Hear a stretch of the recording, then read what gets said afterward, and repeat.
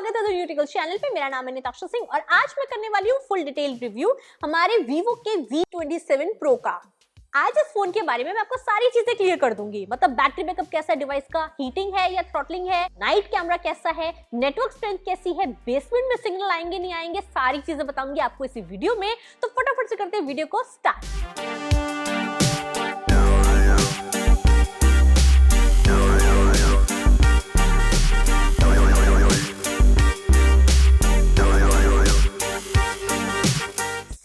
ये जो हमारा डिवाइस है इसके हम बैटरी बैकअप के बारे में बात कर लेते हैं। मतलब एक्चुअल में 4600 mAh की हमें यहाँ पे बैटरी मिल जाती है और डिवाइस का डिस्प्ले हमारा बड़ा है। तो मेरे मन में ना ये क्वेश्चन था ही कि इसके अंदर हमारा एक दिन निकलेगा या नहीं निकलेगा। तो जैसे कि मैंने इस डिवाइस को काफी दिन यूज किया है, इस डिवाइस के अंदर मुझे पूरा एक दिन का बैटरी बैकअप मिल गया। मतलब पूरा एक ही दिन का मिला है। रात तक अगर मैं बात करूं तो 7-8% तक ही बैटरी मेरी बचती थी, ज्यादा नहीं बचती थी। और अभी तो ये नया फोन है, हो सकता है आगे जाके इसकी बैटरी थोड़ी वियर आउट हो जाए और आपका बैटरी बैकअप थोड़ा सा कम हो जाए। अभी तो एक ही दिन का है। एग्जैक्टली अगर मैं आपको बताऊं तो अगर आप इस डिवाइस के अंदर 1 घंटे की गेमिंग करते हैं तो यहाँ पे हमारी 21% बैटरी लग जाती है। और अगर आप इस डिवाइस के अंदर मूवीज देखते हैं तो यहाँ पे हमारी 10% बैटरी लगती है। 1 घंटा यूट्यूब देखने में इस डिवाइस के अंदर आपकी 9% बैटरी लगती है। और कॉलिंग के लिए अगर आप इस डिवाइस को यूज करते हैं तो 1 आवर कॉलिंग में आपकी यहाँ पे 3% बैटरी लग जाती है। इसके साथ ही डिवाइस की अगर मैं चार्जिंग की बात करूं तो यहाँ पे डिवाइस के साथ आपको मिल जाता है 80 वॉट का फास्ट चार्जर, जिसके अंदर चार्जिंग सपोर्ट आपको सिर्फ 66 वॉट का ही मिलता है। कई सारे मेरे पास क्वेश्चंस आ रहे थे कि क्या इसकी चार्जिंग में हीटिंग देखने को मिलती है। मतलब कई सारे लोगों को लग रहा है, तो मैं आपको क्लियर कर देती हूँ, हीटिंग नहीं है लेकिन डिवाइस हमारा वार्म जरूर हो रहा है। मतलब 39-40 डिग्री तक टेम्परेचर जा रहा है, वार्म हो रहा है, लेकिन हीटिंग नहीं है। चार्जिंग टाइम की अगर मैं बात करूँ तो वो मुझे अच्छा नहीं लगा। मतलब डिवाइस काफी स्लो फील हुआ उस हिसाब से। यहाँ पे आपको 58 मिनट्स लगेंगे 0 to 100% डिवाइस को फुल चार्ज करने में। अब यार ये ना देखा जाए, कंपनीज ने गिमिक कर रही हैं। 80 वॉट का फास्ट चार्जर है बॉक्स के अंदर, 66 वॉट की फास्ट चार्जिंग है, लेकिन टाइम हमारा काफी ज्यादा लग रहा है। पहले जब हमें 66 से 65 वॉट की चार्जिंग का सपोर्ट मिलता था तब हमें 40 मिनट से कम का टाइम लगता था डिवाइस को 100% फुल चार्ज करने में। अभी देखा जाए तो अप्रोक्सीमेटली 1 आवर तक पहुंच गए हैं। तो यहाँ पे ये चीज मुझे ठीक नहीं लगी, चार्जिंग स्लो है। इसके साथ डिवाइस की अगर मैं डिस्प्ले की बात करूं तो यहाँ पे है हमारा 6.78 इंच का डिस्प्ले एमोलेड पैनल में, जिसके अंदर आपको फुल एचडी रेजोल्यूशन मिलती है और 120 हर्ट्ज का रिफ्रेश रेट मिल जाता है। आपको डिवाइस स्मूथ फील होगा। मतलब कारसिंग गेम्स की मैं बात करूं या स्क्रॉलिंग करनी हो फास्ट डिवाइस स्मूथ है। लेकिन डिस्प्ले की ना ब्राइटनेस की अगर मैं बात करूं तो वो यहाँ पे आप देख सकते हैं, जो मैंने टेस्ट रन किया उसमें हमारी 570 प्लस आई। मतलब इंडस्ट्री के हिसाब से आपको यहाँ पे एवरेज ब्राइटनेस मिल रही है, एवरेज डिस्प्ले मिल रहा है, जिसके अंदर वैसे ऐसा नहीं कोई प्रॉब्लम आ रही है। मतलब इंडोर के अंदर मैंने मूवीज देखी, वीडियोस देखी, उसमें मुझे कोई प्रॉब्लम नहीं आई है। लेकिन इस बजट के अंदर आपको इससे काफी ब्राइट डिस्प्ले मिल जाते हैं, ये एवरेज है। साथ आप 4K और HDR कंटेंट भी स्ट्रीम कर सकते हैं यहाँ पे यूट्यूब पे और OTT प्लेटफॉर्म्स पे। इसके साथ डिवाइस के ऑडियो की अगर मैं बात करूँ तो वो मुझे अच्छा नहीं लगा। मतलब यहाँ पे डिवाइस के अंदर ये हमारे 40,000 के बजट में आ रहा है, लेकिन इसके अंदर आपको मिलता है सिंगल स्पीकर। ठीक है, वो सिंगल स्पीकर भी हमारा लाउड है। जो मैंने टेस्ट रन किया उसके अंदर हमारा 112 तक रीडिंग आई है, लाउड है।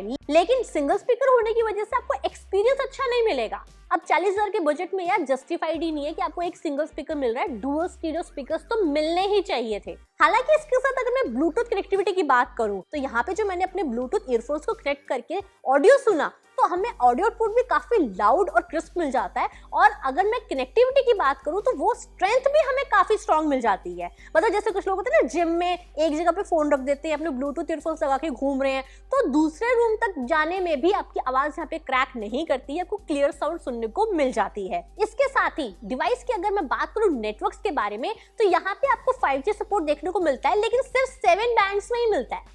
मतलब यार एक्चुअल में देखा जाए ना, जो हमारे 20,000 रुपए के बजट में मोटरोला या सैमसंग के फोन आते हैं ना, उनमें भी 11-12 बैंड्स में हमें सपोर्ट मिल जाता है। उस हिसाब से ये डबल प्राइस में आ रहा है, तो यहाँ पे हमें ज्यादा सपोर्ट मिलना चाहिए था ज्यादा बैंड्स के अंदर। हालांकि कैरियर रेडिएशन का सपोर्ट आपको देखने को मिल जाता है और मेरे एरिया में 5G नेटवर्क्स भी आ रहे हैं, बेसमेंट में बात करूं तो बेसमेंट में आपको यहाँ पे कैरियरेशन का सपोर्ट भी मिल रहा है और ऑलमोस्ट फुल नेटवर्क्स देखने को मिल जाते हैं। तो जिन लोगों का बेसमेंट में ऑफिस है ना, वो भी आराम से इस फोन से अपने फोन पे बात कर सकते हैं। मैंने इस डिवाइस के अंदर टेस्टिंग में जियो सिम यूज करी थी और एनसीआर रीजन में मैं रहती हूँ। साथ ही डिवाइस की अगर मैं यहाँ पे ईयरपीस की बात करूँ तो आप देख सकते हैं मेरी जो रीडिंग है वो अबव एवरेज आई है। तो पीछे अगर आपके शोर हो तो भी आपको दिक्कत नहीं आएगी, आप आराम से फोन पे बात कर सकते हैं। आपको काफी लाउड और क्रिस्प साउंड सुनने को मिल जाती है। इसके साथ बात करते हैं एक मेजर नेगेटिव पॉइंट के बारे में, जो कि है इस डिवाइस की हमारी सिक्योरिटी का। मतलब यहाँ पे यार डिवाइस के अंदर क्या है कि फेस अनलॉक आपको मिलता है, फिंगरप्रिंट लॉक मिलता है और दोनों ही ठीक नहीं काम कर रहे। फेस अनलॉक के अंदर यहाँ पे देख सकते हैं कि साइड फेस से ये अनलॉक कर लेता है और बहुत ज्यादा साइड किया मैंने अभी फेस को, तब भी ये अनलॉक कर पा रहा था, इसको कोई दिक्कत नहीं आई। उसके बाद मुझे प्रॉब्लम यहाँ पे और ज्यादा लगी जब ये आंखें बंद में भी अनलॉक कर पा रहा है। मतलब यार ये चीज तो बिल्कुल भी सही नहीं है। अब आपका फोन मतलब कोई भी चेक कर लेगा। अब दिक्कत की बात यहाँ आती है, जो इन डिस्प्ले फिंगरप्रिंट स्कैनर है वो भी हमारा ठीक से वर्क नहीं कर रहा। मतलब कई बार ये प्रॉब्लम मैंने देखी कि मतलब मेरा ना यहाँ पे फिंगरप्रिंट को ले ही नहीं रहा था। कई बार ये प्रॉब्लम आई और सोल्यूशन क्या है कि इसको ना फिर मेरे को डिलीट करना है जाके अंदर और नया दोबारा से एनरोल करूंगी तो वो चलेगा, लेकिन वो भी हमारा कुछ टाइम में फिर से काम करना बंद कर देता है। तो ये चीज मुझे सही नहीं लगी कि फिंगरप्रिंट लॉक भी आपका यहाँ पे ठीक से वर्क नहीं कर रहा, फेस अनलॉक भी नहीं कर रहा, तो आपके लिए एक ही ऑप्शन बचती है कि भैया इसमें पासवर्ड ही लगाओ। अब आगे अगर हम बात करें डिवाइस की परफॉर्मेंस के बारे में, तो यहाँ पे है हमारे पास मीडियाटेक का डायमेंसिटी 8200 का चिपसेट, जिसमें क्वेश्चन आता है कि हीटिंग है या थ्रॉटलिंग है, क्या सीन है। तो सबसे पहले ना इस डिवाइस के अंदर मेजर प्रॉब्लम मुझे देखने को मिली हीटिंग को लेके। मतलब जैसे ही मैंने इस डिवाइस के अंदर कोई भी हैवी टास्क किया तो डिवाइस के अंदर काफी ज्यादा हीटिंग थी। नॉर्मली यूज करने में कोई हीटिंग मुझे देखने को नहीं मिली। नॉर्मल यूज मतलब आप यहाँ पे अगर कॉलिंग के लिए यूज करते हैं, व्हाट्सएप के लिए यूज करते हैं, या फिर डिवाइस के अंदर आप लाइट सेटिंग्स पे गेमिंग करते हैं तो उसमें कोई हीटिंग नहीं है। हालांकि ये सारे काम अगर आप एक 15,000 रुपए के फोन में भी करते हैं ना तो उसमें भी कोई हीटिंग नहीं आती, इसमें भी नहीं आती। लेकिन हैवी टास्क करते ही डिवाइस के अंदर मैंने यहाँ देखा, टेस्टिंग के अंदर भी मैंने यहाँ देखा कि डिवाइस हमारा हीटअप हो रहा था और 54 डिग्री तक जा रहा है, जो कि काफी ज्यादा हीटिंग है यार। इसके बाद डिवाइस के अंदर टेस्टिंग मैंने और करी, मतलब बैक टू बैक Antutu 3 बार मैंने टेस्ट रन किया। तो यहाँ पे मैंने देखा कि ना स्कोर ड्रॉप जो है वो आपको ज्यादा देखने को नहीं मिलता है। एक्चुअली हीट अप हो रहा है डिवाइस, तो थ्रॉटलिंग नहीं कर रहा है। तो यहाँ पे सीपीयू थ्रॉटलिंग टेस्ट के अंदर भी मैंने देखा कि डिवाइस के अंदर 77% स्कोर आया। तो वही है, थ्रॉटलिंग नहीं है, लेकिन हीटिंग जब हैवी टास्क आप करोगे तो काफी आपको यहाँ पे फील होगी। इसके अलावा फनटच 13 आपको मिल जाता है, जो कि बेस्ड हमारे एंड्रॉइड 13 पे। इसमें आपको ब्लोटवेयर काफी देखने को मिल जाता है, मतलब हॉट एप्स, हॉट गेम्स के सजेशंस आपको काफी सारे मिल जाते हैं, उनको आप अनइंस्टॉल कर सकते हैं। लेकिन उसके साथ बग्स की मैं बात करूं तो मुझे कुछ ज्यादा मेजर बग्स यहाँ पे देखने को नहीं मिले हैं। साथ ही डिवाइस के अंदर मैं गेमिंग की बात करूं तो 90 FPS पे आप यहाँ पे डिवाइस के अंदर गेमिंग कर सकते हैं, लेकिन लो ग्राफिक्स पे। उसके बाद गेम प्ले की अगर मैं बात करूं तो वो मुझे इस डिवाइस का स्मूथ नहीं फील हुआ। मतलब इस बजट के अंदर जो हमें डिवाइसेस मिलते हैं उनके अंदर जो 888+ आपको मिल जाता है और उसमें तो यार बहुत ही स्मूथ गेम प्ले मिलता है, उस हिसाब से यहाँ पे आपको स्मूथनेस फील नहीं होगी इतनी। साथ ही अगर मैं हैप्टिक्स की बात करूं तो नॉर्मली यूज करने में तो आपको डिवाइस यहाँ पे एवरेज ही फील होगा, ऐसे कोई अच्छे खास आपको हैप्टिक्स नहीं मिलते हैं। लेकिन अगर आप गेमिंग कर रहे हो और अल्ट्रा गेम मोड ऑन करके 4D वाइब्रेशन अगर आप ऑन करते हो तो आपको हैप्टिक्स यहाँ पे काफी अच्छे सॉलिड वाले मिल जाते हैं। इसके अलावा आगे अगर मैं बात करूं डिवाइस के कैमरास के बारे में तो यहाँ पे बैक में है 50+8+2 मेगापिक्सल का ट्रिपल कैमरा सेटअप, जिसमें से 50 वाले मेन के अंदर IMX766V का सेंसर मिलता है और 50 का सेल्फी कैमरा है।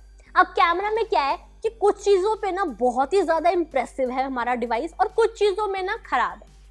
तो यहाँ पे सबसे पहले इंप्रेसिव चीज की बात करते हैं। बैक कैमरा के पिक्स से स्टार्ट करते हैं। डे टाइम पे काफी अच्छे आई हैं, मतलब आप डिटेलिंग की बात करो, डायनेमिक रेंज की बात करो, यहाँ पे HDR की भी बात करो तो आपको पिक्स काफी अच्छी लगेंगी। और वीवो की कलर साइंस है जिसके अंदर पंचीनेस देखने को मिलेगी, पिक्स हमारी लाइवली लग रही है। एज डिटेक्शन भी बुके मोड में हमारा अच्छा निकल के आ जाता है। इंडोर पिक्स के अंदर भी आपको डिटेलिंग अच्छी देखने को मिल जाती है, कलर्स अच्छे देखने को मिल जाते हैं और अल्ट्रा वाइड जो है वो थोड़ी सी सॉफ्ट इमेजेस आपको देखने को मिलेंगी। मतलब यहाँ पे तो मेरे हिसाब से कंपनियों को काम करना चाहिए। 40,000 रुपए के बजट में ये जो सिर्फ 8 मेगापिक्सल का अल्ट्रा वाइड मिल रहा है ये अच्छी बात नहीं है। अगर आप सेल्फी कैमरा 50 मेगापिक्सल का दे सकते हो तो ये भी दे दो ना। एक्चुअल में अल्ट्रा वाइड से ना बहुत क्रिएटिव पिक्स आती हैं, तो उस हिसाब से यहाँ पे अल्ट्रा वाइड हमें थोड़ा बेटर मिलना चाहिए था। हालांकि ठीक है, कलर शिफ्ट देखने को नहीं मिलता लेकिन इमेजेस हमारी सॉफ्ट आ रही हैं।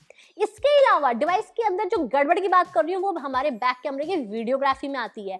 यहाँ पे क्या है, वो OIS वाला ही हमारा चक्कर चल रहा है। कंपनियां क्या है कि गिमिक करती है, आपको OIS मिलता है लेकिन वो पिक्स में काम करता है, फोटोग्राफी में काम करता है। वीडियोग्राफी में आपको यहाँ पे EIS वाला इफेक्ट ही मिलता है, EIS ही आपको यहाँ पे मिलेगा। मैं आपको एग्जांपल के साथ क्लियर करती हूँ। यहाँ पे आप देख सकते हो स्टेबलाइजेशन ऑन करिए स्टैंडर्ड वाली और एक में ऑफ है, और आप देख सकते हैं कि आपको क्रॉप फ्रेमिंग देखने को मिल जाती है जब आप स्टेबलाइजेशन को ऑन करेंगे, जिसमें आपकी क्वालिटी भी कम हो जाती है। आपको यहाँ पे अच्छी क्वालिटी का वीडियो चाहिए तो आपको स्टेबलाइजेशन नहीं देखने को मिलेगी, जर्की और शेकी सा हमारा यहाँ पे वीडियो आता है। तो ये जो प्रॉब्लम है ना, ये अच्छी बात नहीं है। एक्चुअल में 40,000 के बजट में हमें ठीक OIS वाला वीडियो मिलना चाहिए था, ऑप्शन मिलनी चाहिए थी, पर नहीं मिलती है। इसके साथ ही अगर मैं बात करूं नाइट पिक्स के बारे में, तो यहाँ पे आप देख सकते हैं सैंपल्स। अगर आप ट्राइपॉड पे सेट करके डिवाइस को अगर पिक्स लेते हैं तो ये कैप्चर कर लेगा, लेकिन अगर आप हैंड हेल्ड पिक्स लेते हैं तो उसके अंदर मैंने बहुत सारे सैंपल्स लिए, कई दिनों से मैं इसको यूज कर रही हूँ, लेकिन उसमें क्या है कि पिक्स हमारी ब्लर आती है। इसके अलावा सेल्फी वीडियोस की अगर मैं बात करूँ तो यहाँ पे 50 मेगापिक्सल का सेल्फी कैमरा है। नाइट परफॉर्मेंस कैमरे की हमारी इतनी अच्छी नहीं आती है, मतलब डार्क में या लो लाइट में तो ये पिक्स को अच्छे से कैप्चर नहीं कर पाता है, लेकिन स्ट्रीट लाइट हो, जहाँ मतलब स्ट्रीट लाइट जल रही है, वहां पे तो ये आराम से पिक्स को कैप्चर कर लेता है और अच्छी आती है पिक्स।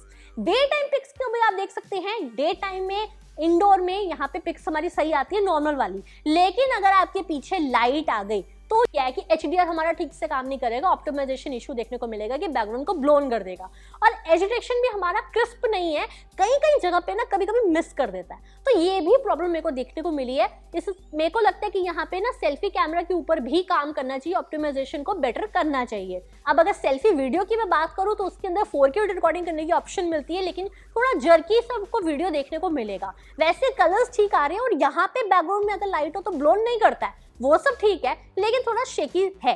इसके अलावा डिवाइस के अगर डिजाइन एंड बिल्ड की मैं बात करूं तो यहाँ पे डिवाइस हमारा काफी सही लग रहा है देखने में। आपको यहाँ पे ग्लास बैक मिलती है, प्लास्टिक की फ्रेमिंग मिलती है, डिवाइस लाइट वेट है, स्लिम है, इजी टू होल्ड है, इजी टू यूज है। इसके अलावा वैसे जो कलर चेंजिंग वाला इफेक्ट है वो मुझे अच्छा नहीं लगता। यहाँ पे प्लेन जो कलर आ रहा है हमारा ब्लैक कलर, उसमें डिवाइस के अंदर जो बैक पैनल है उसमें आपको टेक्सचर मिल जाता है, जो कि काफी अच्छा एक प्रीमियम सा इफेक्ट देता है। साथ ही डुअल कर्व डिस्प्ले है, जो कि एक्चुअल में ना 4 चांद लगा देता है डिजाइन में, लुक में। तो डिवाइस हमारा देखने में काफी प्यारा लग रहा है। बैक केस आपको मिल जाता है, तो बैक में आपके यहाँ पे कोई दिक्कत नहीं आएगी स्क्रैचेस की। हालांकि ग्लास पैनल भी है और उसके साथ मैट फिनिश में आ रहा है, तो फिंगरप्रिंट्स भी इसके ऊपर नहीं पड़ते हैं। फ्रंट साइड में स्क्रीन गार्ड भी डिवाइस के ऊपर आपको लगा हुआ मिल जाता है। तो गाइस, ये था हमारा डिवाइस, हमारा Vivo का V27 Pro, जिसके अंदर देखा जाए आपको लुक जो है डिवाइस की काफी अच्छी देखने को मिल जाती है। उसके साथ डिवाइस के अंदर जो परफॉर्मेंस है बजट के हिसाब से अगर मैं बात करूं तो गेमिंग परफॉर्मेंस आपको अच्छी देखने को नहीं मिलती है, आपको हीटिंग भी ज्यादा देखने को मिल रही है, और गेमिंग टाइम में आपको बैटरी भी जो है हमारी वो ज्यादा कंज्यूम हो जाती है। इसके अलावा डिवाइस के अंदर जो कैमरास हैं फोटोग्राफी के लिए ठीक है, लेकिन वीडियोग्राफी के लिए ठीक नहीं है।